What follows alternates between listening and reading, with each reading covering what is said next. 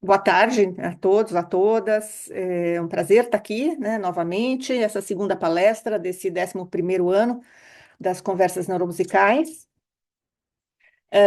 que é um projeto de extensão do Grupo Neuromúsica UFABC, que tem por objetivo divulgar o conhecimento e estimular o debate em áreas de intersecção entre a música e outras disciplinas. E esse ano, pela primeira vez, a gente está realizando o projeto em parceria com o Grupo Cogmos, do Instituto de Artes da Unesp, que está sob a coordenação do professor Marcos Mesquita. E hoje a gente tem aqui, novamente, um veterano das conversas neuromusicais, que já participou aqui anteriormente, no ano de 2020, o Micael Antunes, que na época estava vinculado à Unicamp ainda, né, o Núcleo Interdisciplinar de Comunicação Sonora, e hoje ele está atualmente em Marseille, na França, desenvolvendo um trabalho junto a laboratórios e institutos ligados ao Centre National de la Recherche Scientifique, que é uma das maiores organizações governamentais de pesquisa na França. Eu não vou me estender muito na apresentação, porque a gente tá, né, já perdemos aqui alguns minutos. Eu vou passar a palavra, então, para o Micael. Obrigada, Micael, pela sua presença. E vamos lá, vamos para a sua fala. Obrigado, professora, pelo convite. É sempre um prazer estar aqui. Professor Marcos também, vocês sempre me deram espaço para falar da pesquisa, então é uma conversa que está aí há um bom tempo já. Quando eu estava conversando com a Rebeca, lembrando do Grupo Santana Gomes, foi lá que eu conheci a senhora e isso é muito legal, a gente ainda está aqui. Então eu vou compartilhar minha tela aqui para a gente conversar um pouco. Um, Meu título meio longo, né? Eu vou falar um pouco dessa noção de textura musical e possibilidades de analisar a textura ou sintetizar a textura, sempre partindo de uma abordagem interdisciplinar, utilizando o conceito da musicologia, psicoacústica e processamento digital de áudio. Essa abordagem interdisciplinar, às vezes ela parece um pouco demais, mas ela é, de certa forma, meio natural por um campo da composição. A gente tem uma certa tradição de compositores que são curiosos por tecnologia e percepção, então a gente acaba criando uma certa tradição de mexer com essas coisas meio junto e é meio aí que eu comecei a aprender e ter um certo diálogo com essas coisas todas. Atualmente eu estou no Instituto de Criatividade e Inovação, o IEX Marseille, que é um instituto muito legal porque eles basicamente pedem que você faça um projeto que seja entre dois laboratórios, então eu sou ligado ao laboratório Prisma. Prisma significa percepção, representação, imagem, som e música. Então, é um laboratório gigante, cheio de pesquisadores da área de música, engenharia, cinema, medicina. Tem muita coisa acontecendo lá. O que é bacana, é um laboratório, inclusive, que nasceu com o Jean-Claude Risset, ainda na época do Laboratoire de Mécanique Acoustique. E eu também sou ligado ao Laboratório de Informática e Sistemas, que é o que permite que eu faça uma pesquisa interdisciplinar com uma parte mais sólida do lado da informática também. Então, basicamente, a minha trajetória de pesquisa ela começa na Universidade de São Paulo, trabalhei com o professor Regis, eu já estava curioso para como ligar um pouco essa questão da psicoacústica com a composição musical. Então, eu estava interessado em como utilizar modelos de síntese para modelizar a sensação de dissonância. E esse interesse pela psicoacústica foi me trazendo para essa tese que eu desenvolvi no NICS, que é basicamente tentar aplicar essas noções que eu estudei no mestrado de psicoacústica para o lado da análise musical. Isso também me permitiu fazer um estágio de pesquisa no Prisma também, onde eu desenvolvi alguns escritores de áudio e é um pouco meio nessa onda que a gente vai conversar hoje. Se eu tiver um pouco de tempo, eu falo do que eu estou fazendo agora, mas eu acho que não sei se eu vou conseguir. Então, hoje eu estou trabalhando nesse projeto, chama uma abordagem análise e síntese para o estudo da textura musical, que a gente está tentando utilizar as representações de deep learning que a gente tem atualmente para tentar tanto analisar quanto gerar síntese de textura musical, com a supervisão do Vincent Fon, que é um professor lá da Aix-Marseille, e do Ricard Maxey, que é do lado da informática. A ideia hoje aqui, então, vamos direto ao assunto, é fazer uma introdução à noção de textura musical e tentar entender um pouco as implicações perceptuais e um pouco de como representar tudo isso. Eu sei que tem gente que está mais. Nós temos as professoras aqui, então vocês estão mais acostumados com certos assuntos, certas representações musicais, então a palestra às vezes vai estar uma coisa mais básica para introduzir alguns conceitos e às vezes vai estar trabalhando mais a parte de análise, que talvez seja mais nova, então alguns momentos pode ser mais introdutório. Eu vou sempre trabalhar um pouco com essa ambiguidade de textura musical e música textural, mas eu vou tentar fazer dessa ambiguidade uma coisa positiva e não criar tanto ruído com isso. Então eu vou começar definindo um pouco como que eu trabalho a noção de textura musical, como a gente pode ter certas representações musicais do lado simbólico, nesse caso formação MIDI do áudio para trabalhar essas representações de textura. Fazer algumas demonstrações sonoras, que é uma coisa que eu estou tentando desenvolver para exemplificar como a gente integra ou segrega fluxos de informação musical para criar essa noção que a gente fala de textura. E depois eu vou dar um exemplo de como a gente pode aplicar essa noção de textura na análise musical assistida por computador, com uma obra do Liggett.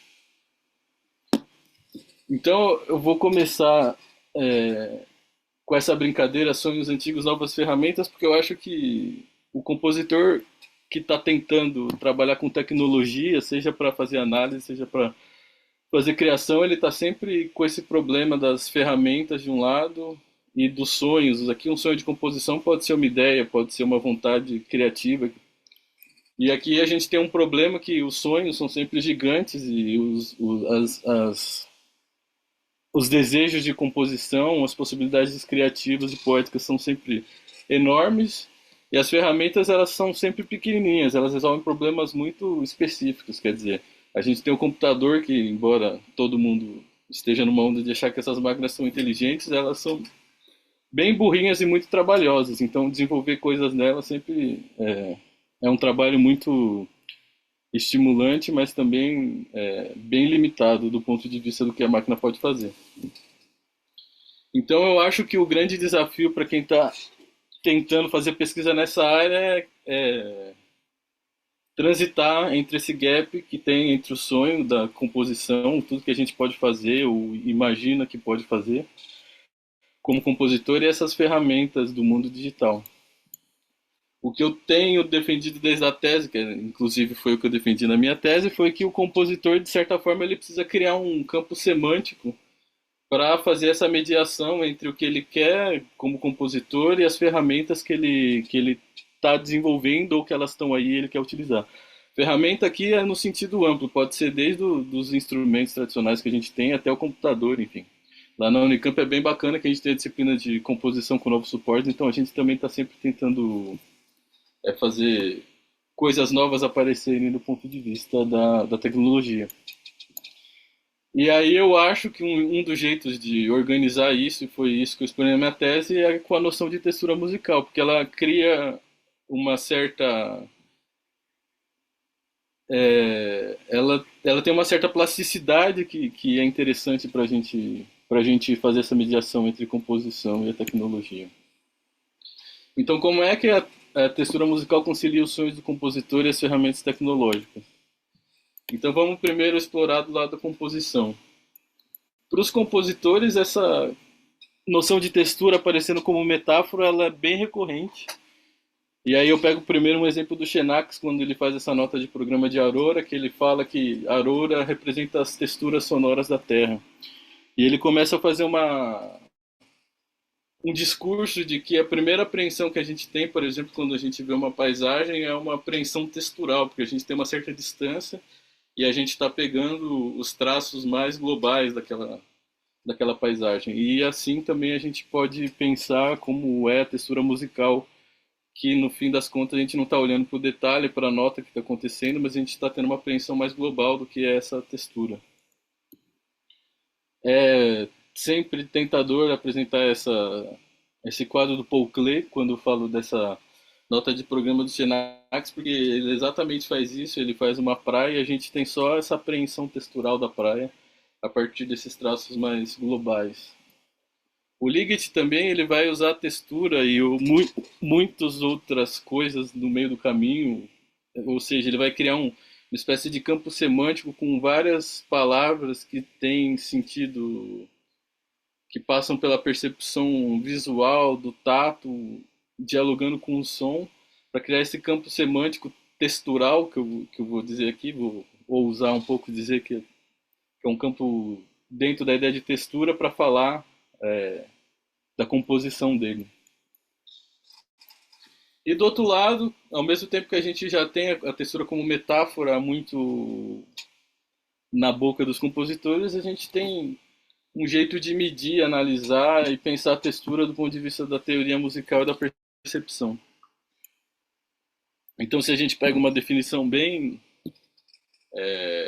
pé no chão, eu diria, do Wallace Berry, a gente vai ver que a gente pode olhar para a textura a partir de uma noção combinatória estatística, olhando quantos elementos a gente tem em um determinado excerto musical, como eles se relacionam, o nível de similaridade, densidade, etc. E, obviamente, o que é mais interessante é qual que é a percepção que a gente tem resultante de todas essas interrelações dos elementos. Então, na literatura de percepção musical, a gente vai ver estudos apoiados na noção de Gestalt, análise de cena auditiva, que nasce com o professor Al Bregman, mas depois ele vai ser aproveitado no campo da análise musical e mais recentemente no campo dos estudos do timbre, e também essa ideia que a gente está tentando desenvolver a partir da psicoacústica. Então a gente sempre vai assumir que a textura pode ser descrita a partir de uma certa identificação de similaridade entre os componentes sonoros, buscando ver como eles se integram verticalmente ou horizontalmente, ou seja, no plano espectral ou temporal. Aí eu começo com esse presente que o Charles me deu, o Charles de Paiva, que é o nosso colega também da Unicamp, que hoje é professor lá em Aix-Marseille. Eu fiz uma apresentação sobre textura, ele gerou essa figura com IA e ela é bem pertinente para falar de textura. Porque a primeira coisa que a gente percebe aqui é que não, a gente consegue perceber que existem dois níveis nessa figura. Então a gente tem essa camada de ondulado e a gente tem essa camada com os pontos, e é por causa do comportamento dos perfis, dessa sobreposição de perfis, que a gente vai ter essa noção de duas camadas em uma textura, nesse caso a textura visual. E isso corresponde bem aos princípios da Gestalt, ou seja, ilustra muito bem, do jeito mais bonito, os princípios da Gestalt. Então, por exemplo, olhando aqui alguns princípios da Gestalt, a gente tem o princípio da boa figura, eu acho, em português, se eu não me engano, se alguém quiser corrigir, pode corrigir. É que a gente junta esses círculos em uma figura só porque elas estão limitadas por um quadrado, nesse caso. O princípio de proximidade, por exemplo, aqui a gente tem uma espécie de segmentação da figura, porque a gente tem um espaço entre a primeira coluna e a segunda coluna. Então, isso faz que a gente veja um segmento e depois outro segmento. Similaridade, aqui a figura está toda completa, mas a gente tem círculo na primeira linha e depois a gente tem triângulo na segunda linha, etc. E os outros princípios, quer dizer, a gente pode ir explorando, mas não vem ao caso. E um princípio super interessante para a gente que trabalha com música, que é o common fate, destino comum, não sei. A ideia é que você segmenta esses círculos amarelos simplesmente porque eles estão passeando com uma velocidade diferente dos outros. Mesmo que a gente tenha outros círculos amarelos, eles não serão confundidos por causa do fator temporal. Então isso é bem bacana para a gente pensar a música, por exemplo. Mas a questão continua: como é que a gente integra ou segrega fluxos auditivos num contexto musical? Então, o que eu posso propor, que a gente pode propor, é uma espécie de espaço conceitual para textura musical. Então eu quero deixar bem claro que esse é um espaço conceitual, porque isso não é um espaço matemático onde eu posso fazer operações, e, enfim. Então eu posso olhar para noções como densidade, a quantidade de elementos que eu tenho, como esses componentes eles estão interrelacionados e quão diversos eles são. E aí eu posso explorar ideias como altura, ritmo e timbre, é meio que eu vou fazer numa demonstração hoje. Botei o termo timbre com todos os riscos que eu possa ter, mas a gente pode pensar nisso no jeito muito simples, que é, no meu caso, é a configuração do meu preset da minha síntese FM. Então, nada mais do que isso. Antes de fazer a demonstração e para deixar as coisas mais ou menos claras para todo mundo, eu vou falar um pouco das representações musicais que a gente vai usar aqui. Eu vou falar muito da representação MIDI. Então, MIDI é um protocolo que a gente tem para representar a informação musical. E ele basicamente é uma representação que vai de 0 a 127, ou seja, ele tem 128 valores, e com esses valores você pode representar, por exemplo, o índice da nota. Então, o Dó4 vai ser 60, Dó sustenido 61, etc. E aí você indexa todas as alturas. Você pode representar a dinâmica da nota como velocidade. Então você também vai ter um valor de 0 a 127 para representar a dinâmica. E a duração é por tempo inicial e final das notas. Então é basicamente esses elementos que importa a gente saber agora. Então aqui é só um exemplo de como o MIDI representa as notas dentro de uma oitava. Então é bem básico, cada inteiro vai ser um semitom. Em determinados casos você tem o mid-cent, que você pode dividir o semitom para fazer microtonalidade, mas isso não vem ao caso aqui. E aí você pode chegar a esse tipo de representação, por exemplo. Essa é a representação MIDI da peça do Ligeti que a gente vai explorar hoje. E, e é interessante porque a gente tem aqui no eixo vertical a representação de todas as alturas. No eixo horizontal aqui eu estou representando o compasso mesmo, porque é informação simbólica. E mesmo como eu consigo encodar a dinâmica com informação MIDI, eu consigo ver mais ou menos como está acontecendo a intensidade. Outro tipo de representação que a gente vai utilizar bastante nessa palestra é o espectro de magnitudes. Então eu vou tocar um som aqui. Ele não é o som mais agradável do mundo, mas enfim.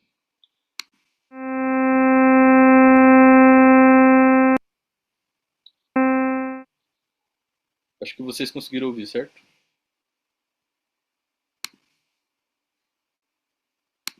Eu não sei se vocês ouviram. Se alguém só falar Sim, ouvir. ouvimos. Beleza, obrigado. Então, o que acontece com o espectro de magnitude é que eu tenho a informação de frequência, todas as frequências do meu espectro aqui no eixo horizontal, e a amplitude dessa frequência no eixo vertical. E aqui eu tenho diversas fotografias desse som ao longo do tempo, porque como vocês percebem, ele tem uma evolução. Ele começa mais fraco, vai ao mais forte, depois ele decai. Então eu consigo pegar o momento 0,1 segundos, 1 segundo, 2 segundos e 3 segundos e meio para ver o que está acontecendo. Eu posso também representar esse mesmo som que eu acabei de tocar para vocês, que eu não vou tocar porque ele não é o som mais bonito do mundo, num espectrograma. E aí o que acontece é que o tempo está na jogada, eu não preciso mais ter diversas fotografias. Então aqui eu tenho a frequência sendo representada no eixo vertical, o tempo no eixo horizontal, e a intensidade da cor vai me dar a informação da intensidade do som. Então, quanto mais forte é meu som, mais intensa é a cor. Essa é a representação desse mesmo som aqui, só que agora de uma maneira contínua. Acho que isso já permite a gente ir para uma primeira demonstração. Eu fiz um petzinho de Max para começar a brincar com algumas texturas musicais. Minha ideia foi basicamente pegar um pouco das ideias do Bregman, que ele tem vários vários exemplos de integração, segregação, mas tentar fazer isso de um jeito mais fluido com informação musical. Eu fiz isso em forma de vídeo porque eu ia ter muito problema de integrar o Max no Zoom, assim, o Zoom para áudio não é a melhor coisa do mundo. A gente tem aqui então, só para vocês entenderem o que esse PET está fazendo, é minha representação de altura, essa primeira camada, e representado com o número MIDI, aquele número MIDI que a gente já viu. E aqui eu tenho um set, ou seja, quando a nota está sendo tocada ou não. Aqui, se vocês olharem, a gente tem sempre duas vozes. A voz na, do lado esquerdo, com pitch, onset e o espectro de magnitude. E a voz 2 com pitch, onset e espectro de magnitude. Então a gente consegue saber mais ou menos o que está acontecendo. Então, usando aquele modelinho lá que eu tenho para brincar com o que eu falei, pitch, com altura, com ritmo e com timbre, é basicamente isso que eu vou fazer no meu pet. Então, ele começa de um jeito bem simples. Aqui tudo é igual, o onset é igual, a nota é a mesma. Ah, eu tenho como regular a diferença entre as notas aqui, porque aí eu posso criar maior ou menor distância entre as duas vozes e depois eu vou introduzir frequências aleatórias para criar melodias. Então aqui eu tenho tudo igual, se vocês inclusive olharem no espectro de magnitudes, eles são iguais.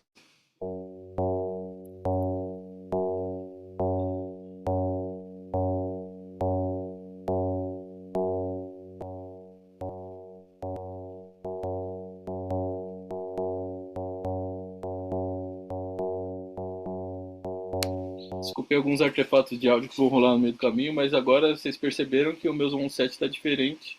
Então agora eu tenho uma noção do que as duas vozes estão fazendo, agora deslocados.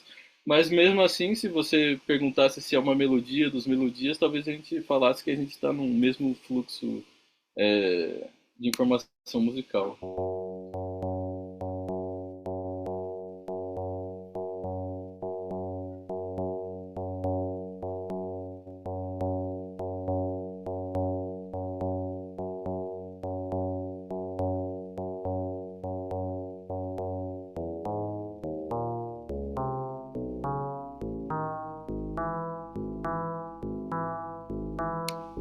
Então, aqui o que acontece é que eu começo a criar uma distância em frequência, embora estejam ambas paradas, e aí eu começo a ter uma sensação mais ambígua do que é um fluxo e outro. Isso quer dizer, musicalmente poderia estar pensando numa ideia de começar a criar uma segregação entre vozes.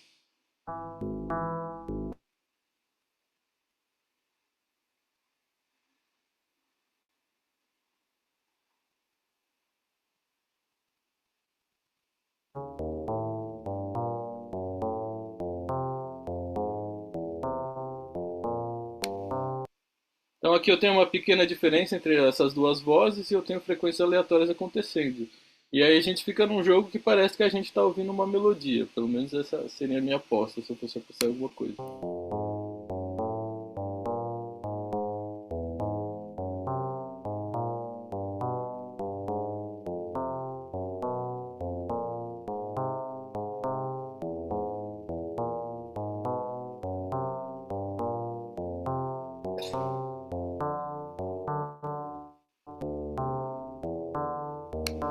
Agora eu estou começando a criar diferença entre as sequências, ou seja, eu estou tendo um instrumento, um está ficando mais agudo e o meu dois está ficando mais grave, e eu vou começando a ter uma certa distância maior entre uma percepção de uma unidade só de uma melodia.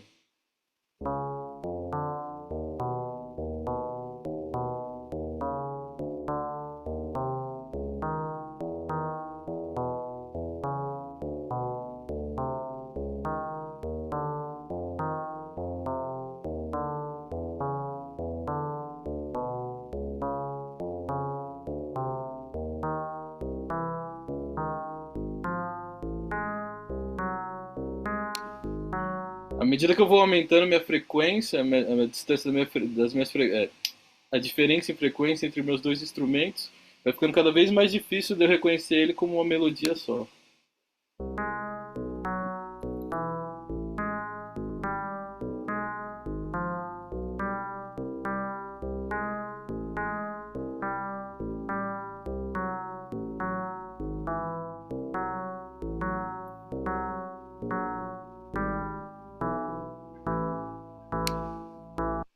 E aqui eu continuo com a distância entre a frequência, mas eu vou tendo o mesmo onset, o que vai trazendo uma ideia de homofonia.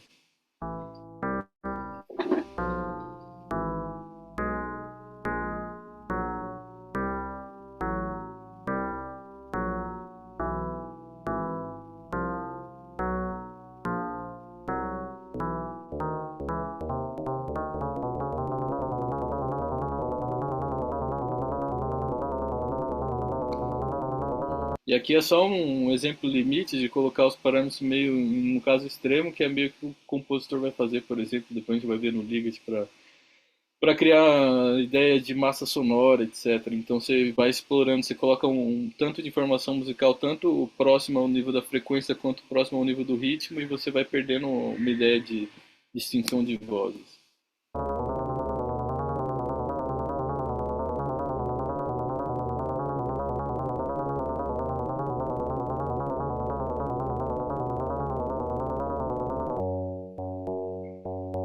Aí eu volto para minha situação inicial.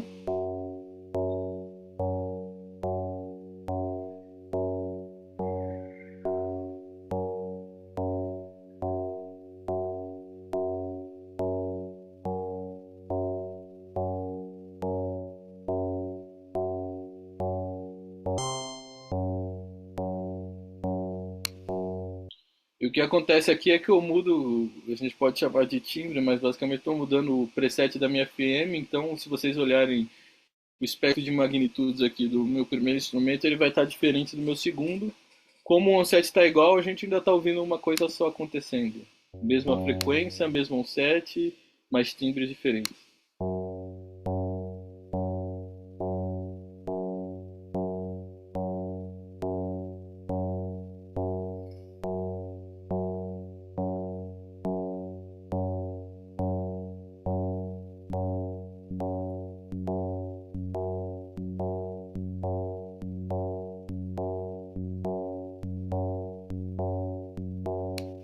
E aqui, quando o onset ele fica diferente, ou seja, os instrumentos estão tocando em momentos diferentes, a gente começa a perceber a diferença da composição espectral do instrumento um e 2. E se vocês olharem mesmo o instrumento 2, ele tem muito mais presença em frequências graves que o segundo instrumento.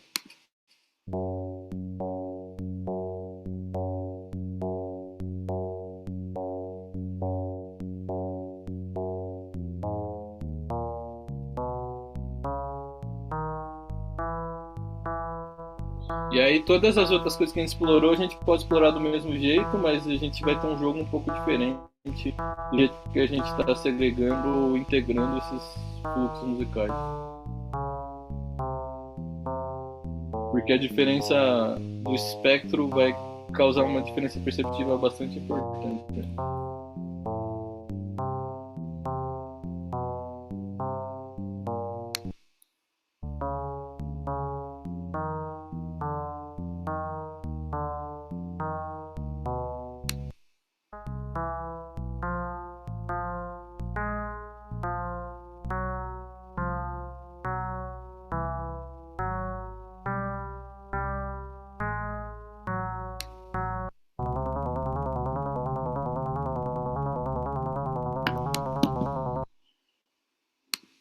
Então a ideia aqui.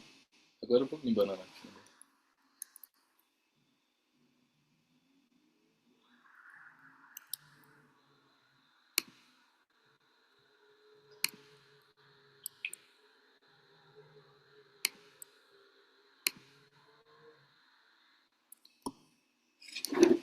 A ideia aqui foi tentar trazer de um jeito mais ou menos simples um instrumento que tem duas vozes e que eu posso manipular o ritmo, a altura e o timbre, a composição espectral, tentar mostrar como mexer nesses parâmetros pode criar diferentes sensações texturais. E de novo lembrando que a ideia é brincar, nesse caso da textura, como a gente segmenta ou não a informação musical, seja do ponto de vista horizontal ou vertical, ok? Então vamos tentar dar um salto um pouco e ver como que a gente pode explorar essa noção do ponto de vista de uma análise musical. Agora que eu imagino que a noção de textura está mais ou menos clara. Mas antes eu vou falar de novo de representações musicais, porque elas vão ser importantes para a gente entender o que a gente vai trabalhar na análise. Então eu vou tocar esse som de trompete aqui, bem bonito.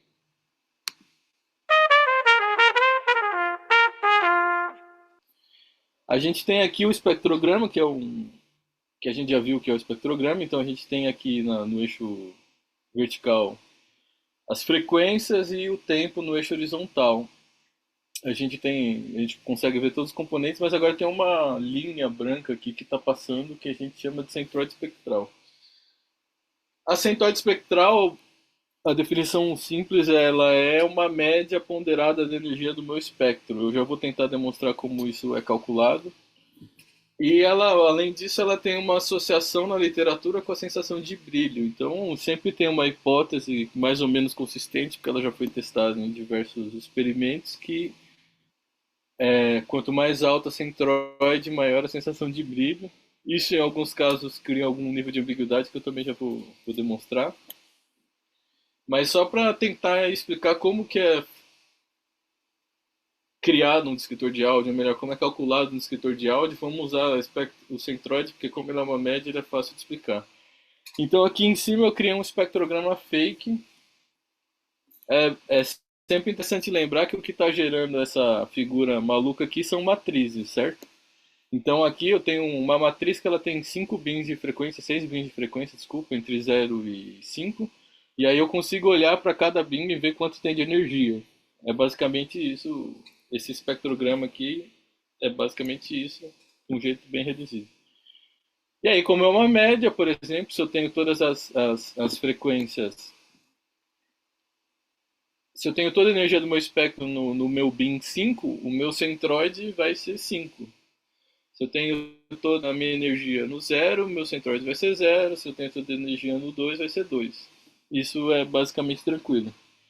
Também, como é uma média, se eu tiver metade de energia no 0 e metade de energia no bin 5, a gente vai ter uma centroide de 2,5. E aí a gente começa a ver como o descritor pode gerar algum tipo de ambiguidade em alguns momentos, porque você pode ter diversas configurações espectrais, como essas três aqui que estão destacadas, e você vai chegar no mesmo valor de centroide. Então tudo isso só para demonstrar que com o descritor de áudio a gente sempre perde uma coisa e ganha outra. O que a gente ganha, eu acho que é meio claro que a gente tem uma informação muito mais simples, um valor único por frame de tempo, que é muito mais fácil de olhar do que para o espectrograma. Até porque é interessante, porque a gente sempre vai ter algum nível de interpretação associado ao descritor de áudio. O que a gente perde é porque, como a gente está fazendo alguma operação estatística, a gente está perdendo informação e a gente pode ter algumas zonas ambíguas da informação. Então, só para a gente chegar na análise, podendo conversar, tem coisas importantes sobre o escritor de áudio. Então, eles são essas representações numéricas, que elas são derivadas do espectrograma, elas sempre vão representar alguma coisa ligada ao sinal sonoro, ou seja, a frequência, amplitude ou algum aspecto temporal.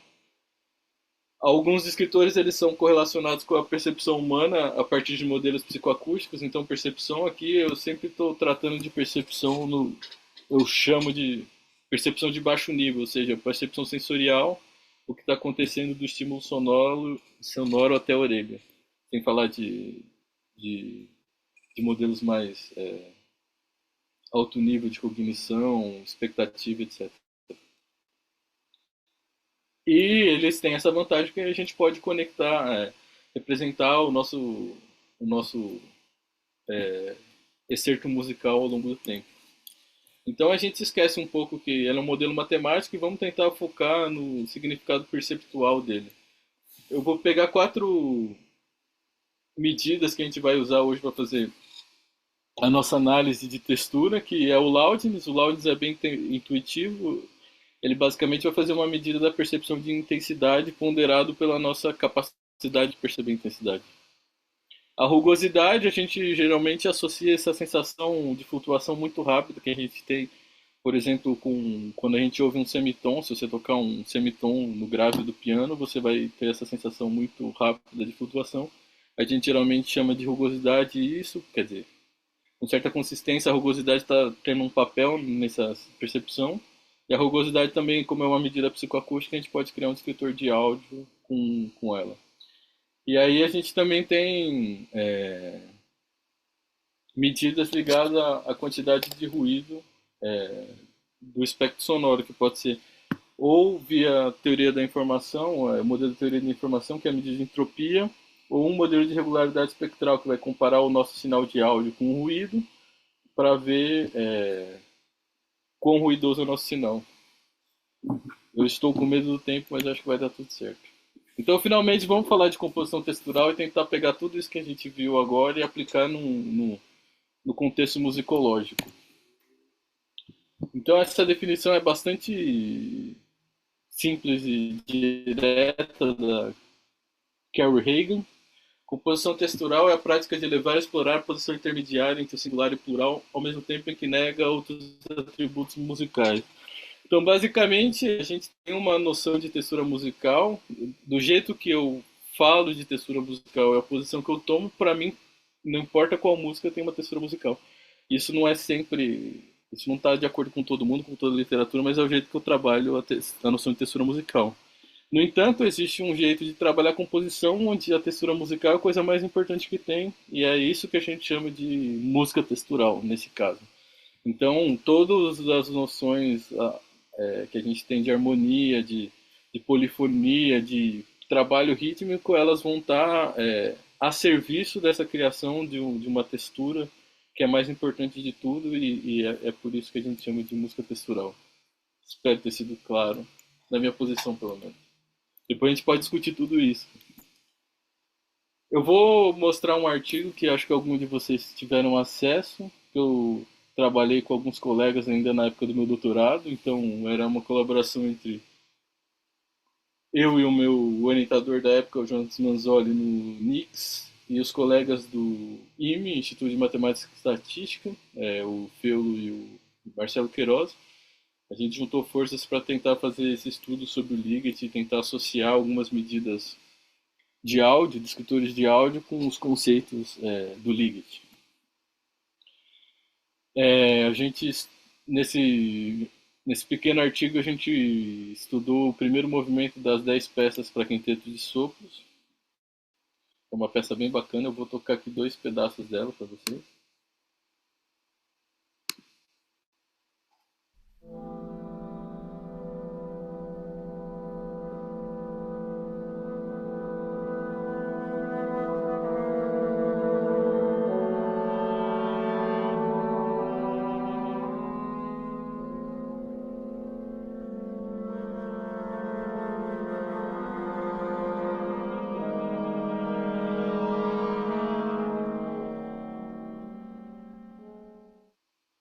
Essa peça é bem bacana e esse tipo de construção polifônica do Ligeti é bem legal porque ele tem um certo jogo de mostra, esconde as notas, então tem hora que você está numa sensação mais obscura do que está acontecendo em termos de polifonia, e tem hora que as polifonias são mais claras, e isso tudo depende da interpretação ficar mais claro ou mais obscuro também, o que acrescenta interesse nesse jogo dessa peça.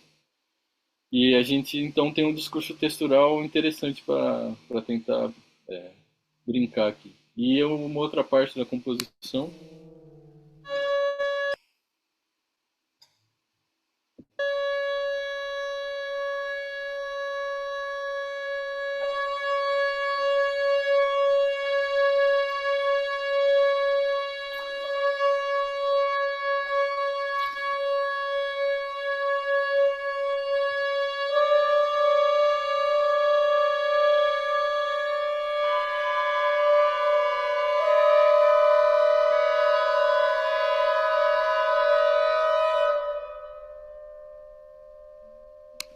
Bom, então é uma parte que tem uma certa energia, né? Você tem uma sobreposição de notas que vai formando um cluster no agudo. Isso é muito legal de ouvir na sala mesmo, porque você vai tendo todos os sons diferenciais que vão rolando. Então, tem toda uma parte da composição que está acontecendo exatamente na hora que ela está sendo tocada, e é por isso que é legal falar de Liget para falar de textura musical. Então, vamos tentar rapidamente passar por essa análise. É, focando em três questões. Quais conceitos composicionais o Liggett usa para organizar a textura musical? Como a gente pode pensar um fluxo de trabalho analítico para analisar aspectos texturais da composição e quais escritores de áudio vão representar essas diferentes características texturais? Então, o Liggett, ele é um. Eu gosto de olhar o Liggett como alguém que escuta as coisas na psicoacústica e na parte de síntese, todo o discurso de tecnologia, ele distorce o que ele ouviu e ele cria um conceito musical e ele faz música. Então, é por isso que eu acho legal essa ideia de pensar que entre o instrumento e o sonho do compositor, a gente também está inventando as coisas com os nossos discursos, né? Então ele vai ter dois conceitos que são super importantes. Um é o timbre do movimento, que ele vai explicar essa esse conceito a partir da experiência que ele teve no estúdio, de criar uma sobreposição de vários sons e várias samples sonoros, várias amostras sonoras. E quando você passa de uma certa densidade dessas camadas, você tem só uma sensação de movimento, uma sensação mais geral, a gente pode dizer uma sensação textural, e é isso que ele chama de timbre do movimento, ou seja, uma certa sensação mais geral do que está acontecendo do ponto de vista da percepção do tecido musical. E a ideia de permeabilidade, que é sempre mais difícil de explicar, eu vou tentar.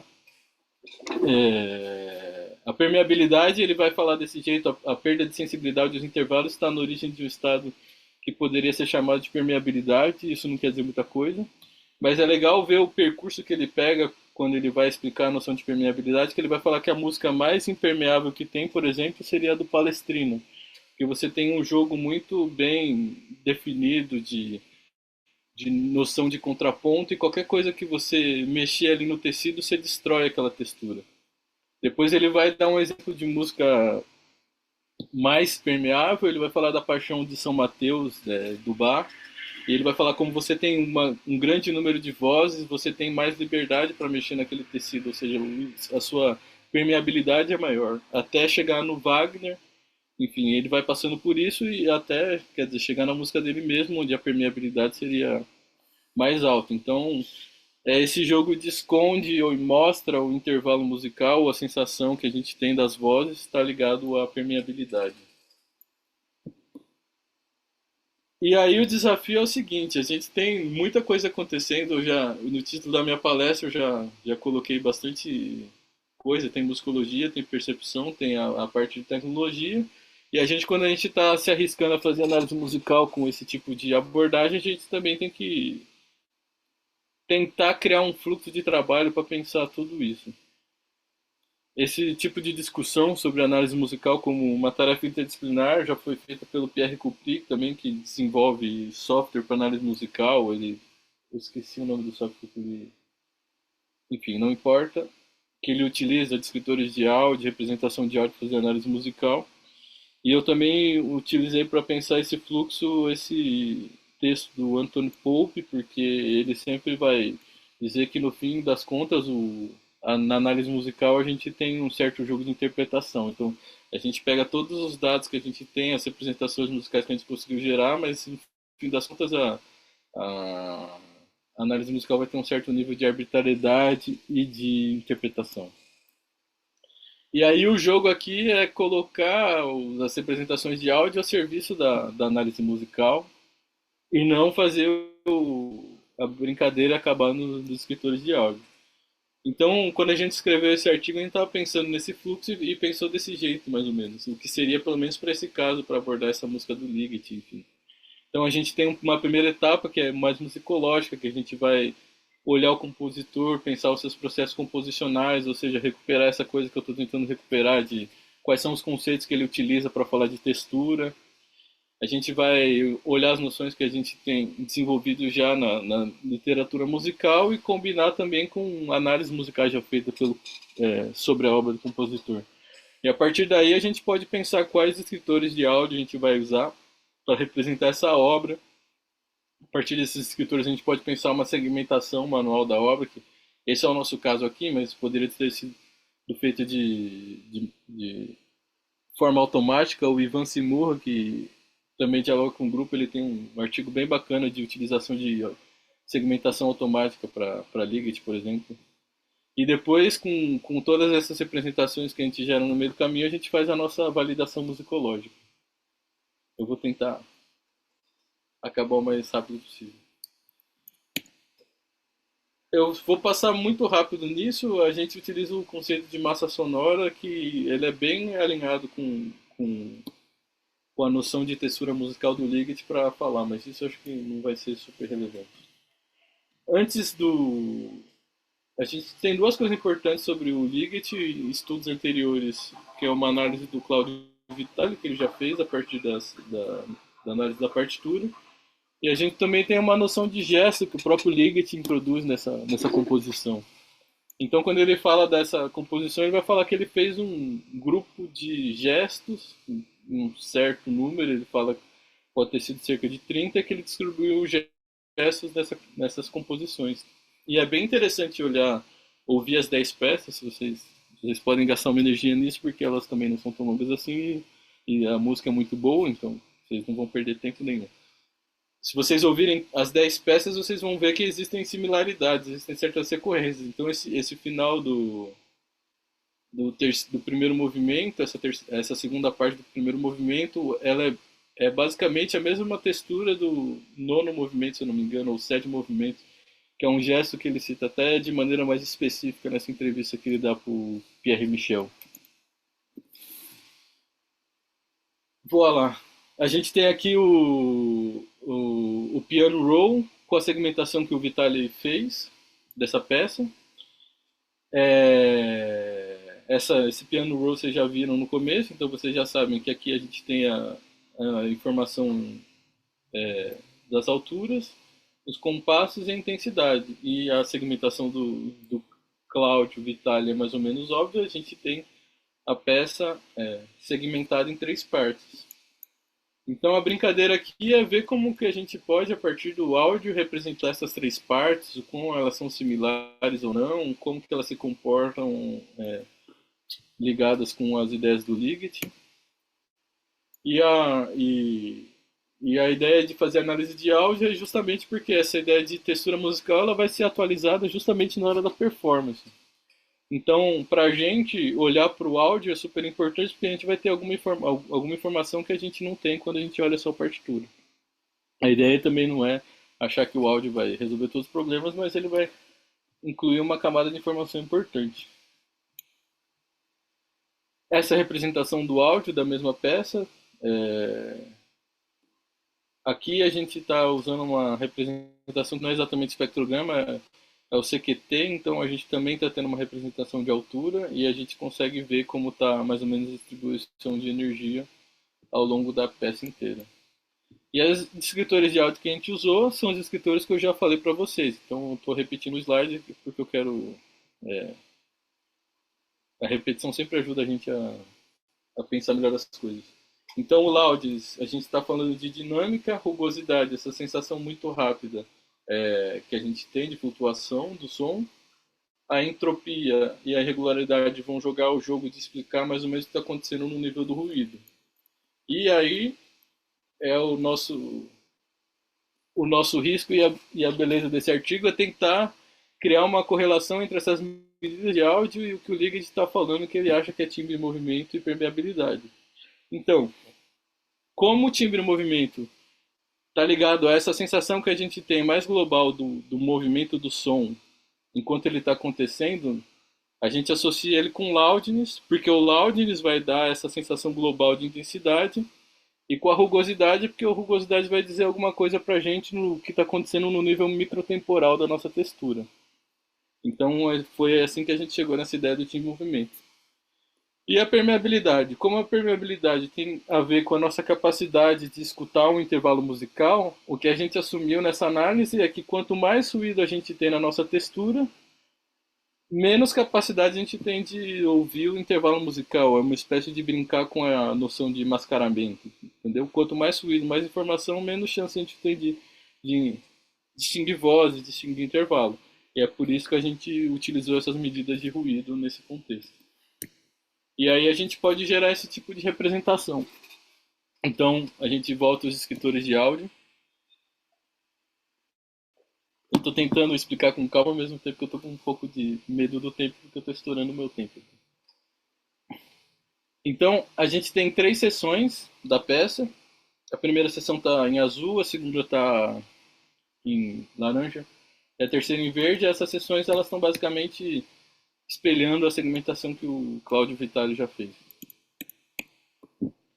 E aqui o que a gente tem é a rugosidade em função do tempo. Então a gente percebe que a gente tem um começo aqui com menos rugosidade, um crescendo de rugosidade, enfim. E aqui a gente tem um Laudens. Quando a gente olha para o Laudens, a gente vê que os valores mais altos de Laudens estão na seção 2 e a gente tem uma alta variação do Laudens na primeira sessão. E a rugosidade, a gente tem os valores mais baixos de rugosidade na primeira sessão e na segunda sessão a gente tem um perfil ascendente até chegar no pico, que tem a ver com aquela formação de cluster. E a permeabilidade, a gente está olhando para irregularidade espectral em função do tempo e também para entropia espectral em função do tempo. Da mesma forma, os 3 segmentos são divididos pelas 3 cores. Então a gente tem alto nível de informação espectral e conteúdo ruidoso na parte 2 da peça, enquanto a informação varia bastante na primeira parte da peça, tendo picos e vales bem evidentes. E o apêndice, como um bom apêndice, apresenta valores baixos em todos os escritores. E aí, outra brincadeira que ela gerou frutos que estão vindo até hoje na pesquisa, que é tentar pegar essas informações do áudio e gerar algum tipo de representação que dê alguma noção de distância, ou seja, quão distantes estão essas sessões do ponto de vista textural. Então aqui a gente tem uma representação do timbre do movimento e uma da permeabilidade. Basicamente o que acontece aqui é que a gente joga fora o tempo, quer dizer, a gente tira a informação do tempo da jogada e a gente faz um plot da rugosidade em função do loudness. Então a gente consegue ver que tem um espaço bem específico da seção 1 aqui, enquanto a seção 2 tem um espalhamento bem evidente aqui nesse espaço textural, digamos assim. E a entropia espectral, a mesma coisa.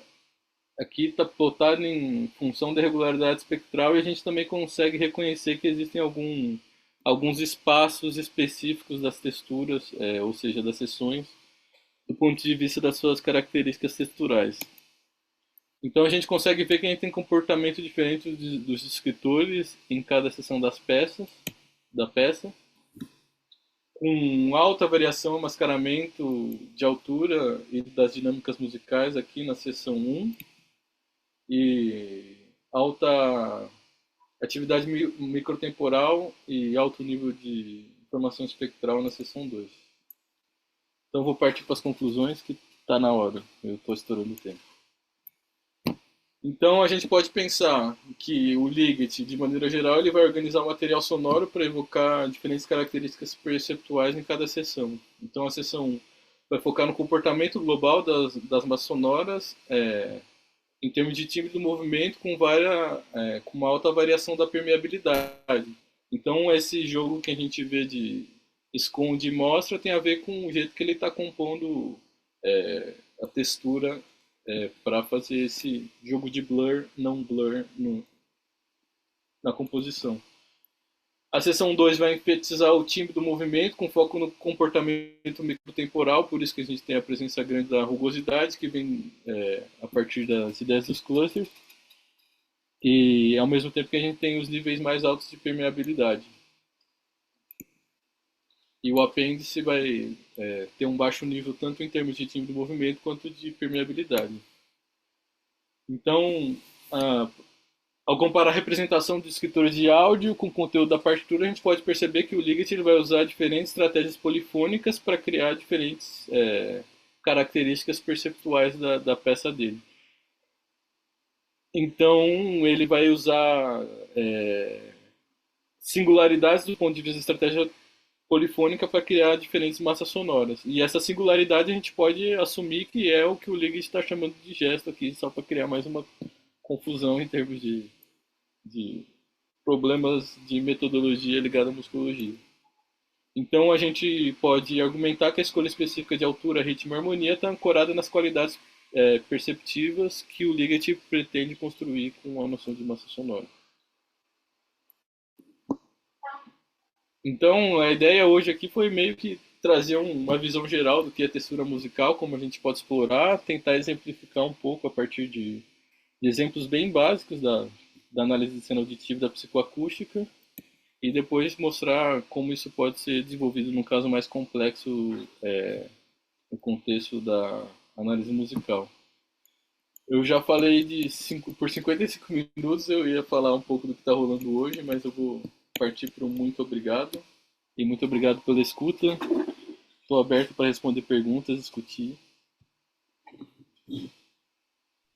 Obrigada, Micael. Acho que eu vou assumir por aqui agora. Parabéns pelo trabalho, bastante rico. A gente poderia ficar mais uma hora aí discutindo um pouquinho do seu trabalho, ver o restinho. Você tem tempo para mais algumas Uhum. perguntinhas? Uma, duas perguntas? Claro, eu tenho o tempo que vocês quiserem. Ah, ótimo. Bom, eu vou abrir para os participantes. Alguém tem perguntas? Se quiserem abrir o microfone, a câmera e conversar diretamente com o Micael, fiquem à vontade. Pode mandar pelo chat também. Dúvidas, comentários. Oi, Oi, Micael. Mauro. Fica à Oi, eu vontade. tenho uma pergunta. Parabéns, muito Mauro, bacana o beleza? trabalho. Beleza, bom te ver. Eu Bom queria ver você saber, também.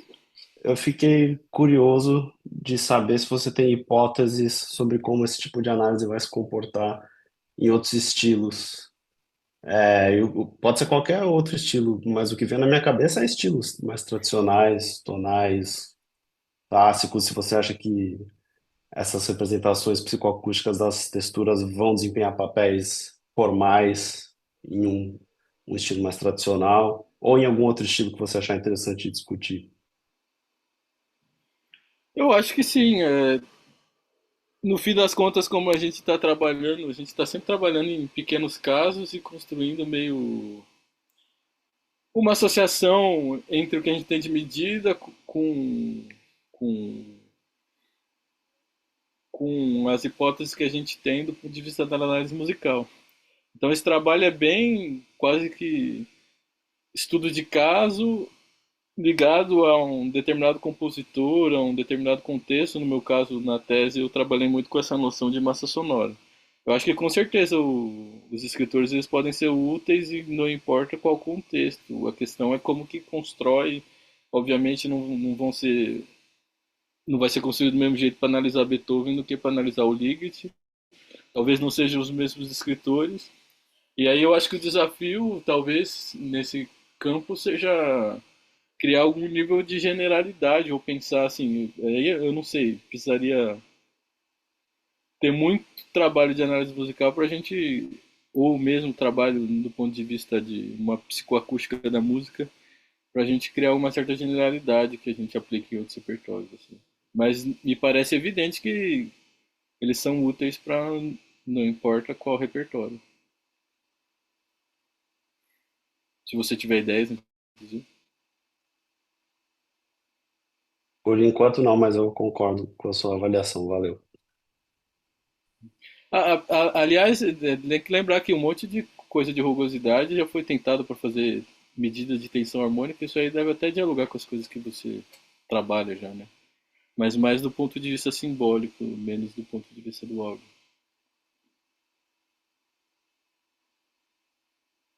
Temos mais perguntas para o Micael? Fiquem à vontade aí. Bom, enquanto eu dou uns minutinhos para o pessoal pensar, mais uma perguntinha.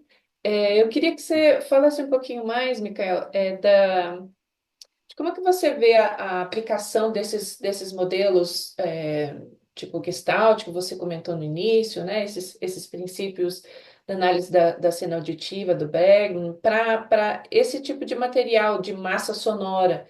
Como é que eles dão conta de explicar a nossa experiência auditiva nesse tipo de material? Como é que você vê isso? Não precisamos reformular, precisamos de mais modelos, outros modelos? Como é que você vê isso? Eu acho que os princípios gerais, na minha opinião, eles dão conta de explicar a textura, a massa, etc. O que a gente não conseguiu até agora foi criar medidas, entendeu? Então, por exemplo, você pensa a questão da massa sonora. A gente sempre vai falar que a massa sonora ela tem a ver com um estado que você perde a percepção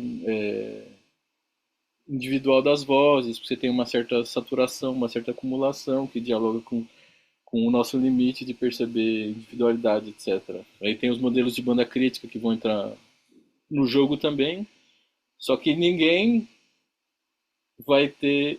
teve até agora um trabalho de tentar achar esses limiares, entendeu? Então, em que momento que a gente passa de uma polifonia super complexa, que a gente está escutando as quatro vozes, para uma massa, entendeu? E também não é só porque as pessoas não querem, eu acho que é porque também é bem difícil de fazer, entendeu? Então, tipo, na minha tese inteira eu sempre peguei esses conceitos e assumi de uma forma meio fluida, assim. Então eu pegava essas representações e tratava como uma probabilidade de você estar mais no campo da massa do que no campo de uma polifonia, por exemplo. Quando você tem rugosidade muito alta junto com laudos muito alto, uma grande energia numa mesma banda crítica, você está provavelmente no estado da massa, mas é sempre... Então, minha resposta seria essa. Eu acho que os pressupostos são ótimos e a gente não tem modelo ainda para fazer medidas mais específicas. Porque se você botar no papel tudo que vai jogar, tudo que vai ter importância, o ritmo, a altura, o timbre, a sala, a vida, a interpretação, entendeu?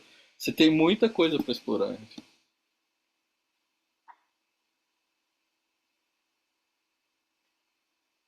Eu posso. Fique à vontade. Claro. Mica, super legal, assim, mais um comentário, andei já paquerando um pouco, eu fiz um banco de amostras de flauta, em Ribeirão Preto, na USP, e coloquei os alunos para aplicar os descritores em células simples, mas assim, em notas, não em corpos de... Uhum, E é uma ferramenta super bacana, eu acho, para percepção mesmo, assim, básica, você levar isso no curso de percepção, né, o ver isso, né, uma coisa bem legal.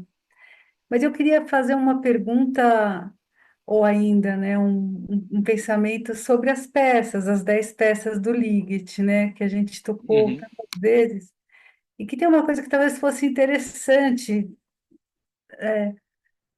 porque o Ligeti, ele quase praticamente conversa com você, como músico, nas Sim. partituras. Eu não sei se essa- esse elemento assim poético que ele coloca, eu tenho bem assim em mente a questão do tempo quando ele fala da peça, uma das peças que é a do fagote, e que a gente tem que acompanhar na velocidade, e de acordo com a velocidade mais rápida possível que o fagotista vai tocar.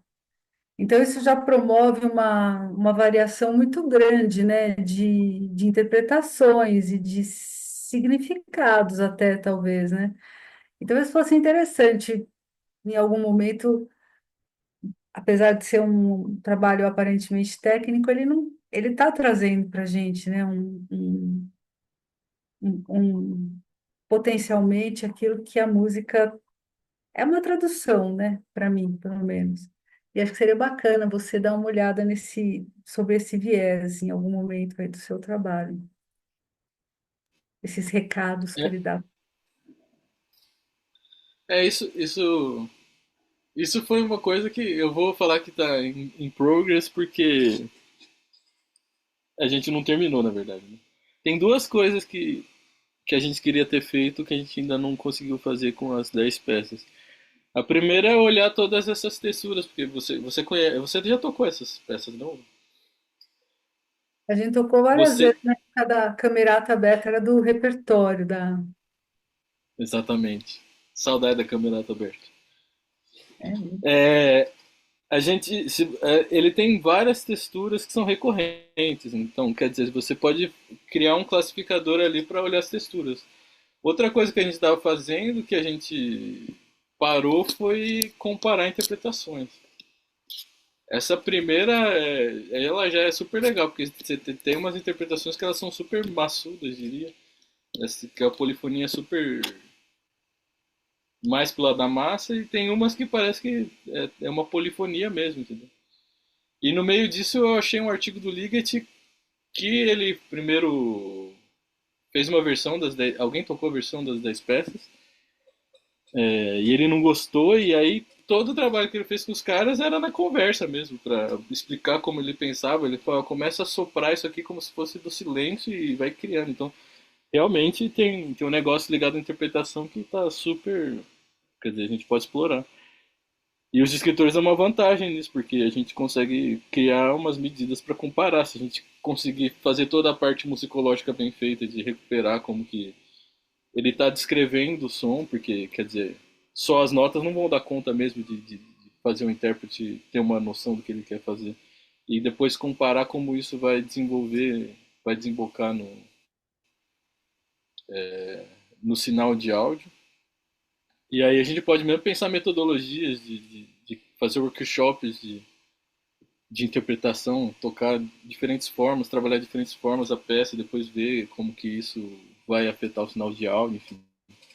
Esse é um jogo que a gente não explorou muito, que a gente estava querendo. Vamos ver se a gente consegue. Se você quiser fazer junto, a gente conversa. Tenho muita felicidade em colaborar no que for aí. A gente... Tocando mais ainda. Pois é. Obrigada. Obrigado pela pergunta.